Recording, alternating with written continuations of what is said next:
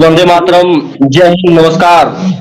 आप सभी दर्शकों का नमस्कार। हार्दिक स्वागत है हमारे भारत केसरी न्यूज में। मैं हूं गोस्वामी अरुण गिरी और आज हमारे साथ खास मेहमान जुड़ चुके हैं श्री वीरेंद्र अयोध्यापुरी गोस्वामी जी, जो पूर्व प्रदेश अध्यक्ष है छत्तीसगढ़ दशनाम गोस्वामी समाज के, और साथ ही साथ डायरेक्टर है solar energy corporation Bhilai Chhattisgarh से। महोदय, आपका हमारे चैनल भारत केसरी न्यूज में हार्दिक स्वागत है। और हम चाहेंगे कि सबसे पहले आप हमारे दर्शकों को अपना परिचय देने का कष्ट करें, ताकि दर्शक हमारे आपके बारे में कुछ जान सकें और आपको भली भांति पहचान सकें। आदरणीय सभी मेरे प्यारे मित्रों को सादर ओम नमो नारायण। मैं वीरेंद्र अयोध्यापुरी, मेरे पिताजी स्वर्गीय अयोध्यापुरी जी थे और मैं छत्तीसगढ़ में दुर्ग जिले से कार्यक्रम प्रारंभ करके अपना सामाजिक जो जन जागरण जो प्रारंभ करना था वो 2004 से विस्तृत रूप से चालू किया। उसके पहले मैंने 2084 में भी हमने चालू किया था। उस समय एक मध्य प्रदेश स्तरीय कार्यक्रम किया था। उसके बाद 2004 में एक अखिल भारतीय स्तर का भी कार्यक्रम हमने 2 दिवसीय किया। उसके पश्चात आदरणीय शंकराचार्य जी को बुला के हमने बहुत 3 दिवसीय कार्यक्रम किया। मैं विभिन्न छोटे छोटे पदों से रहते हुए छत्तीसगढ़ से के प्रमुख पद अर्थात अध्यक्ष पद, छत्तीसगढ़ का प्रदेश अध्यक्ष निर्वाचित होके, हमारे यहाँ हर 3 साल में चुनाव होता है, तो 3 साल के चुनाव के पश्चात मुझे निर्विरोध निर्वाचित किया गया। मैं इकलौता प्रतिनिधि हूँ जो निर्विरोध निर्वाचित हुआ और उसके पश्चात आप सभी के आशीर्वाद से, सहयोग से निरंतर कार्य आगे करते रहा हूँ और आगे करने की भी इच्छा है जी। जैसा अगर बात की जाए गोस्वामी समाज को लेकर के, तो समाज आप जैसा देख सकते हैं कि समाज के लोग हमारे हर जगह देखा जाए, जैसे हर जगह उनकी भागीदारी संभव नहीं है।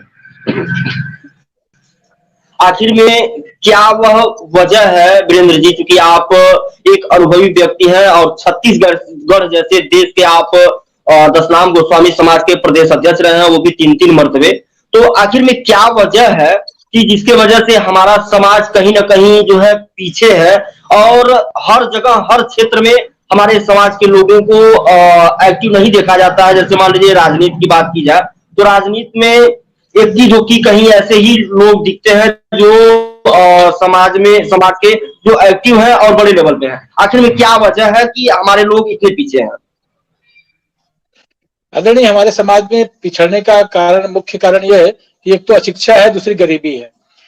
और आपको जान के बहुत अत्यंत खुशी होगी कि हमारे छत्तीसगढ़ जैसे छोटे से राज्य में, जहां मात्र 90 विधायक होते हैं, यहां से 2 विधायक हमारे छत्तीसगढ़ से गोस्वामी बंधु चुने जा चुके हैं। मैं एक तो महंत रामेश्वर गिरी जी और दूसरे हैं आदरणीय सोम प्रकाश गिरी जी, और दोनों हमारे बहुत बुजुर्ग थे, सम्मानित मध्य प्रदेश के अध्यक्ष दोनों रह चुके हैं, गोस्वामी समाज के अध्यक्ष रह चुके हैं दोनों छत्तीसगढ़ के। तो मेरे लिए गर्व की बात है कि हमारे 2 पूर्व अध्यक्ष छत्तीसगढ़ के गोस्वामी समाज के अध्यक्ष रह चुके हैं छत्तीसगढ़ के। और बहुत ही सामाजिक रूप से छत्तीसगढ़ जो है बहुत उभरा हुआ राज्य कहा जा सकता है, जो 1951 से चले आ रहा है। तो जिनका मैंने अभी उल्लेख किया आदरणीय महंत रामेश्वर गिरी जी का, वो जब 1951 में छत्तीसगढ़ में जब गोस्वामी समाज का गठन हुआ था, उस समय वो कोषाध्यक्ष थे।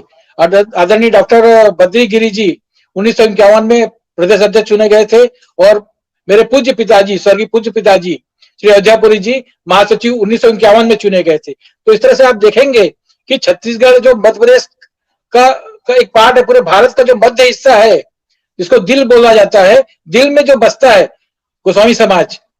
एक तो भारत में दिल में बसता है छत्तीसगढ़, और छत्तीसगढ़ के दिल में बसता है गोस्वामी समाज।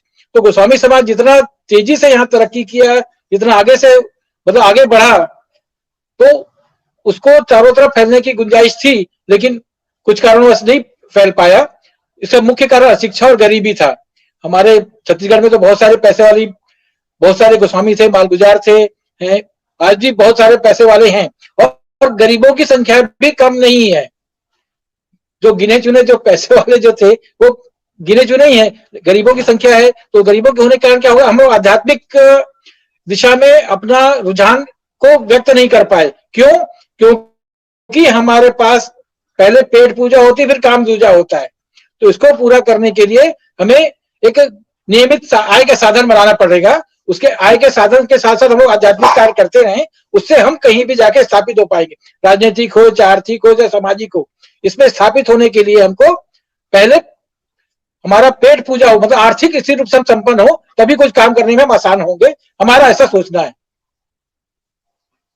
तो बिल्कुल बिल्कुल आपने जो कहा बिल्कुल सही कहा कि जब तक हमारे लोग आर्थिक रूप से मजबूत नहीं होंगे तब तक कुछ नहीं होगा। आर्थिक के साथ साथ शिक्षा के क्षेत्र में भी मजबूत होने चाहिए, सामाजिक दृष्टिकोण से भी मजबूत होने चाहिए। तो आखिर में क्या करना, जैसे आप देख सकते हैं कि इस समय कहीं ना कहीं अगर कुछ लोग शिक्षित हैं तो कहीं ना कहीं बेरोजगार हैं, उनके पास कोई रोजगार नहीं है, उनके पास उतनी संपत्ति नहीं है कि जिससे वो कुछ अपना बिजनेस या कुछ अलग चीज कर सके, जिससे कि मतलब उनका मतलब कहा जाए तो आर्थिक रूप से वो मजबूत होता है। आखिर में क्या करना चाहिए कि हमारे समाज के लोग जो है बिना कुछ मतलब बिना आर्थिक स्थिति से मजबूत हुए जैसे धीरे धीरे अपने आप को प्रगति पर करें और आर्थिक स्थिति से मजबूत करें, क्या वह रास्ता रहेगा आपके द्वारा? मतलब थोड़ा सा आप लोगों को मार्गदर्शन कीजिए ताकि उनको पता चले कि हाँ इस दृष्टि से, इस रास्ते से वो चले ताकि उनका आर्थिक स्थिति मजबूत हो सके। हमारा प्रयास है, हम लोग तो हमने यहाँ पे प्रयास किया कि देने का माध्यम ढूंढा जाए। तो हमने सोलर के क्षेत्र में काम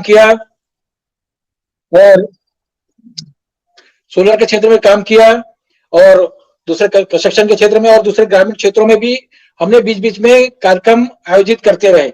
हम लोगों के लिए जो हमारे सामाजिक कार्यक्रम होते हैं, दत्तात्रेय जयंती, शंकराचार्य जयंती, पारिवारिक स्नेह सम्मेलन, युवक युवती परिचय सम्मेलन, इसमें भी रोजगार के जो साधन हो सकते हैं, जो उपलब्ध हम करा सकते हैं। हमारे बहुत सारे स्वजाति बंधु जो कुछ शिक्षित है, वो आज मत्स्य विभाग में है, फिशरी और क्रीड़ा में है, इरिगेशन में है, या और भी दूसरे पालन में है, पशुपालन विभाग में है, और दूसरे पालन विभाग में है, रेशम विभाग में है। तो हमने इनको बुला के हमारे जो सामाजिक कार्यक्रम होते हैं, आयोजन होते हैं, उसमें बुलवा के हमने इनका प्रसारण प्रस्तुत किया उनके सामने कि क्या क्या सरकार की योजनाएं हैं और इन सरकार की योजनाओं का हम कैसे कैसे लाभ ले सकते हैं। तो इस लाभ को लेने के लिए हमने बहुत से लोगों को प्रेरित किया, बहुत से लोगों ने लिया, स्वरोजगार स्थापित किया, कृषि के क्षेत्र में भी डेवलप किया, और जो प्रधानमंत्री रोजगार योजना है इसमें भी हमने बहुत सारे लोगों को योजना का लाभ उठाने का मौका दिया और उसमें बहुत सारा सहयोग किया। इसलिए सोलर के क्षेत्र में, सोलर में हमने बहुत सारे लोगों को काम दिया, क्योंकि हमको पूरे छत्तीसगढ़ में काम करना पड़ता है, तो हमको काम मजदूरों की आवश्यकता होती है, सुपरवाइजर की आवश्यकता होती है, और अन्य प्रकार के इलेक्ट्रिशियन इंजीनियरों की भी आवश्यकता होती है। तो हमने इसमें भी लोगों को जोड़ा है, और इसके साथ साथ मेरे पुत्र का पीडब्ल्यूडी में काम है, तो उसमें भी हम लोग कोशिश में लगे हुए हैं कि पीडब्ल्यूडी में जितने भी काम हो सकते हैं उसमें उनको अपन लोग देके उनको आगे बढ़ाया जाए। जब तक, क्योंकि हमारा मानना है कि जब तक हम आर्थिक रूप से सक्षम नहीं होंगे तो हमारा समाज उन्नति करने में आध्यात्मिक रूप से थोड़ा सा परेशानी जाएगी, क्योंकि हम आध्यात्मिक रूप से तो बहुत वो हैं, उत्साही हैं और भरे पड़े हुए हैं आध्यात्मिक रूप से, लेकिन उसको प्रकट करने के लिए भी तो आपके पास भोजन पानी की व्यवस्था होनी चाहिए। आपके पास जब तक कुछ होगा नहीं तो आप नहीं कर पाएंगे। इसलिए हमारा सोच है कि आध्यात्मिकता को बढ़ाने के लिए, जो कि हमारा मूल कार्य है, आध्यात्मिकता को बढ़ाने के लिए हमें दूसरे कार्य भी साथ साथ करने पड़ेंगे, पैदल चलाने पड़ेंगे, तभी हमारा समाज पूरे भारत में, विश्व में जहां भी जाए तो अपना डंका बजा सकता है। नहीं, आपने बिल्कुल सत्य कहा, लेकिन एक चीज और है कि जैसे अभी आप देख रहे होंगे कि अपने समाज के अलग अलग लोग अलग अलग तमाम प्रकार के संगठनों का रजिस्ट्रेशन कराते हैं और अपने आप को राष्ट्रीय अध्यक्ष घोषित कर देते हैं। क्या ये जो इन लोगों का जो फार्मूला है कि मतलब तरह तरह का संगठन बनाना, तरह तरह की जो है संगठन बना करके अपने आप को राष्ट्रीय अध्यक्ष बना लेना, क्या इससे ये विकास संभव है? बिल्कुल नहीं संभव है। मैं स्पष्ट रूप से कह रहा हूं कि अलग अलग संगठन बनाने से हमारा विभाजन ही होगा। हमारा मूल कार्य क्या है? राजनीति करना नहीं है। जैसे आदरणीय शंकराचार्य जी ने बताया कि हम जो गोसाई हैं, गोस्वामी बंधु हैं, दशनामी हैं, हमारा मूल कार्य क्या था? समाज को धर्म के क्षेत्र में आगे बढ़ाना, आध्यात्मिकता के क्षेत्र में आगे बढ़ाना। तो और इसके पहले जो नागा जो सन्यासी होते थे वो शंकराचार्य जी की सहायता करते थे, विभिन्न क्षेत्रों में जाते थे। कोई गिरी में पहाड़ी में जाता था, कोई छोटे पहाड़ी में जाता था, कोई बड़े पहाड़ी में जाता था, कोई सागर में जाता था, कोई समुद्र में जाता था, कोई वन में जाता था, कोई शहरों में जाता था, वो पुरी कहलाया। इस प्रकार से सबको 10 भागों में विभाजित किया गया। तो हमको सिर्फ आध्यात्मिकता शिक्षा, लोगों में धर्म जागरण पैदा करने के उद्देश्य से ही हमारा गोस्वामी समाज का गठन हुआ था। तो हम लोग राजनीति करने के लिए पैदा नहीं हुए, क्योंकि मेरा मानना है कि राजनीति तो हमारे धर्म से निकली हुई है। धर्म की एक शाखा है राजनीति। धर्म का तो क्षेत्र बहुत व्यापक है, और व्यापक होने के कारण हम तो सर्वमान्य हैं। आप देखे होंगे भगवान राम हो, चाहे कृष्ण जी हो, चाहे जो भी हो, वो गुरुओं के आशीर्वाद से ही आगे बढ़े हैं। और उनके गुरु, और हम गुरु होने के कारण, हम गुरु जाति होने के कारण ब्राह्मण भी हमारे शिष्य हैं। इस कारण हमको हमेशा ही गुरु दायित्व में रहना चाहिए, और गुरु रहने के कारण हमको राजनीति तो हमारे अपने आप हमारे ब्लड में समाई हुई है। तो आध्यात्मिकता जब आगे बढ़ेंगे तो आपको अपने आप राजनीति में नहीं, आपने बिल्कुल सही कहा। लेकिन अगर ये मेरा पर्सनली मानना है कि अगर हमारे लोग, जैसे राजनीति करना उचित है, क्योंकि राजनीति में अगर हमारे लोग नहीं हैं तो आप देख सकते हैं कि जैसे ही हमारे लोगों का अस्तित्व राजनीति से कम हो रहा है, वैसे ही हमारे लोगों का, हमारे समाज का स्तर भी धीरे धीरे डाउन हो रहा है, ये आप देख रहे होंगे। लेकिन अगर हमारे लोग हमारी मांगों को उठाने के लिए अगर राजनीति में नहीं रहेंगे तो हमारी मांगों को कौन उठाएगा? लेकिन अभी आप देख रहे होंगे कि क्या बोलते हैं, राजस्थान में और मध्य प्रदेश में तमाम ऐसे मंदिरों से जो हमारे समाज के मठाधीश थे, हमारे समाज के पुजारी थे, उनको हटाया गया है और हटा करके किसी और को स्थापित किया जाता। लेकिन कुछ संगठनों की वजह से कुछ संगठन एक्टिव हुए, जिससे कि वहां पे इस सरकार की जो ये कानून थी उसको हटाया गया और फिर गोस्वामी समाज के लोगों को वहां पे स्थापित किया गया। लेकिन अगर हमारे लोग, अगर समाज के लोग अगर राजनीति में प्रबल नहीं रहेंगे तो हमारे मुद्दे को कौन उठाएगा? इसलिए ये मेरा मानना है कि राजनीति में भी हमें प्रबल रहना है। लेकिन जो ये तमाम प्रकार के संगठन बना करके लोग राष्ट्रीय, अपने आप को राष्ट्रीय अध्यक्ष घोषित कर रहे हैं, इससे मेरा ये निजी राय है, मैं किसी पे टिप्पणी नहीं कर रहा हूं, मेरी किसी से नाराजगी नहीं है कि वो लोग संगठन बना रहे हैं। बहुत अच्छी बात है, वो लोग राष्ट्रीय अध्यक्ष नहीं अंतरराष्ट्रीय अध्यक्ष बना, ये मेरे लिए गर्व की बात है कि हमारे समाज के लोग आगे बढ़ रहे हैं। लेकिन अगर हम एक संगठन के बजाय अगर 10 संगठन बनाते हैं तो कहीं ना कहीं हमारे समाज के लोग जो है पीछे होंगे, क्योंकि हमारे समाज के लोग 10 जगह बट जाएंगे, और बटेंगे तो कहीं ना कहीं हमारा नुकसान होगा। तो इसीलिए हमने कहा आपसे कि आपने वैसे राय भी अच्छा दिया कि बिल्कुल ये गलत है, ये नहीं होना चाहिए। तो हम अपने चैनल के माध्यम से अपने समाज के लोगों से ये भी कहेंगे कि आप लोग भी एक बैनर के तले, एक झंडे के नीचे आवे और समाज को मजबूत करें, क्योंकि जब तक समाज एक झंडे के नीचे नहीं होगा तब तक समाज मजबूत नहीं होगा। तो अगर जैसे आप देख रहे होंगे कि अगर बात की जाए हमारे उत्तर प्रदेश की या राजस्थान, मध्य प्रदेश, तो ऐसे कई जिले, कई प्रदेश है, बिहार हो गया, जहां पे हमारे समाज का वर्चस्व बहुत कम हो गया है। तो आखिर में ये कहीं ना कहीं ये संगठनों का ही देन है कि मान लो 50 संगठन बना लिए हैं तो सारे लोग आपस में लड़ रहे हैं, तो आपस में लड़ेंगे तो हमारा समाज का अस्तित्व तो खत्म होगा ही होगा। तो ये चीज है। लेकिन हम आपसे एक विशेष ये कहना चाहेंगे कि अगर जैसे कि आप सोलर का भी वर्क करते हैं, थोड़ा सा हम आपके वर्क पे भी बात कर लेते हैं, क्योंकि आप हमारे समाज से हैं। तो अगर सोलर में अगर हमारे किसी भी व्यक्ति का, किसी भाई बंधु का अगर रुचि होता है तो आखिर में वह कैसे आपसे संपर्क करेंगे या किस तरह से वह जो है इस सोलर क्षेत्र में घुसेंगे ताकि वह भी आगे की तरफ बढ़ सके, चाहे वो भारत के किसी भी कोने से रहे? थोड़ा सा गाइडलाइन में। मैं भारत सरकार ने MNRE के माध्यम से हर राज्यों में एक नोडल एजेंसी बना के रखा हुआ है। तो हर राज्य में हर नोडल एजेंसी का अलग अलग क्राइटेरिया होता है, अलग अलग क्षेत्र बटा होता है। तो उसके कारण क्या है, मैं छत्तीसगढ़ राज्य में काम कर रहा हूँ, तो मैं छत्तीसगढ़ राज्य के बारे में जानता हूँ। जैसे यूपी में काम कर रहे हैं, यूपी और दिल्ली में श्री अरुण गिरी जी काम कर रहे हैं, मेरे अच्छे संपर्क हैं उनसे भी, वो भी काम कर रहे हैं अरुण गिरी जी, तो उनसे भी अपन बात कर सकते हैं। यूपी में भी कोई काम कर रहे हैं सज्जन और हमारे समाज के ही हैं, तो जहां जहां पे जिसको नजदीक पड़ता है वहां पे पेटी कॉन्ट्रैक्ट लेके काम कर सकता है, या दूसरे और भी ऐसे काम करना चाहे तो कर सकता है। और रही सामाजिक जो आप विघटन की बात कर रहे हैं, समाज हमारा विभिन्न खंडों में बट बट के एक विभाजनकारी शक्ति के रूप में दिखाई देने पड़ रहा है।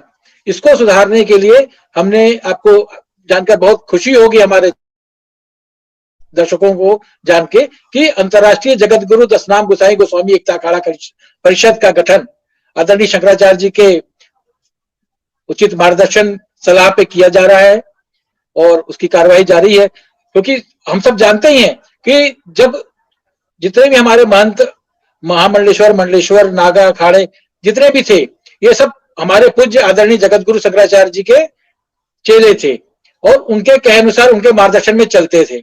और आजकल पिछले कई वर्षों से देखा जा रहा है कि शंकराचार्य जी का कहना आदरणीय अखाड़े कोई नहीं मानते, आदरणीय नागा साधु नहीं मानते, आदरणीय मंडलेश्वर नहीं मानना चाहते। ये पता नहीं कहां से ये विसंगति आ रही है।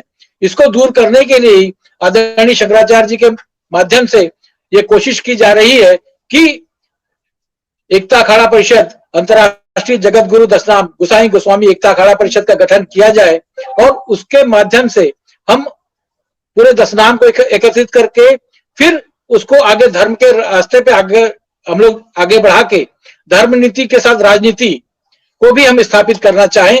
इसलिए हम अंतर्राष्ट्रीय जगत गुरु दशनाम गोसाई गोस्वामी एकता अखाड़ा परिषद का गठन किए हैं। इसमें समाज के सभी वर्गों का, चाहे वो किसी भी संगठन में हो, किसी भी कार्य करते हो, चाहे किसी भी पद पे हो, किसी भी संगठन में, वे सब इसमें जुड़ के काम कर सकते हैं। इसमें किसी के साथ कोई छोटापन नहीं है, कोई बड़ा नहीं है, कोई पैसे का पद नहीं है, न कोई मोह है, न कोई माया है। इसमें जैसा आप जो चाहे, जैसा उचित समझे, अपना सेवा भाव से आके जुड़ सकते हैं और उसका सभी का स्वागत करता हूं मैं। और मेरी सोच है, हमारी सोच है कि हम इसके भावना से हम सब एकजुट हो पाएंगे। एकता अखाड़ा परिषद, अभी देखा जाता है कि गृहस्थों को कोई, जो वर्तमान अखाड़े हैं, गृहस्थों को पूछते नहीं है। पहले मंडली चलती थी तो कहीं भी जाके गांव में, शहरों में लगता था, मजमा लगता था, पूरा भीड़ भाड़ रहता था, लोगों को ज्ञान, धार्मिक, आध्यात्मिक शिक्षा मिलती थी। इसका आजकल अभाव दिखा जा रहा है। तो हमारी सोच है, आदरणीय शंकराचार्य जी की सोच है कि हम लोग इसको आगे बढ़ावें। जो दशनामी गोस्वामी हैं उनको अपने मूल कार्य की ओर आगे बढ़ना ही होगा, उनका कहना था।